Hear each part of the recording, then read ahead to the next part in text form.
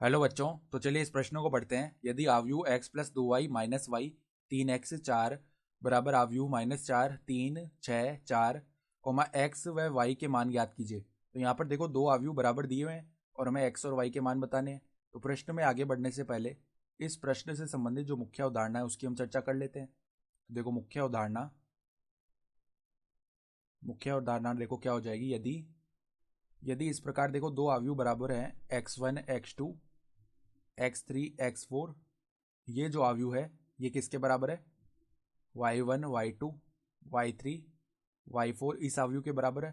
तो यहाँ पर हम क्या कर सकते हैं, अगर ये दोनों आव्यूह बराबर है तो इनके संगत अवयवों की तुलना कर सकते हैं। अर्थात x1 जो है वो y1 के बराबर आएगा, x2 जो है वो y2 के बराबर आएगा, x3 जो है वो y3 के बराबर आएगा और x4 जो है वो y4 के बराबर आ जाएगा। ठीक है, तो यहाँ से x4 जो है वो y4 के बराबर हो गया। तो इस प्रकार हम तुलना कर सकते हैं। तो यहाँ पर भी देखो दो आव्यूह बराबर दिए हुए हैं तो इनके संगत अवयवों की हम तुलना कर लेते हैं। तो x प्लस 2y का जो मान है वो -4 के बराबर आएगा। फिर देखो -y का जो मान है वो 3 के बराबर आएगा।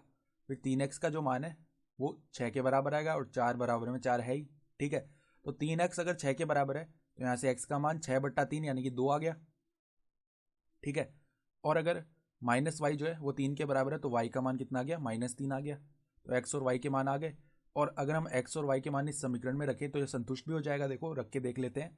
2 प्लस में 2 गुणा -3, तो ये क्या आ रहा है? देखो यहाँ से 2 प्लस में माइनस यानी 2 गुणा -3 माइनस का 6 आएगा। तो 2 - 6 अर्थात -4 आ रहा है। और यहाँ पर भी देखो ये -4 ही था। ठीक है, तो हमने यहाँ से संतुष्ट भी करवा लिया।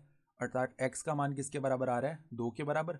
और y का मान किसके बराबर आ रहा है? -3 के। तो ये हमारे उत्तर हो गए। तो आशा करता हूँ कि आपको ये प्रश्न समझ में आया होगा।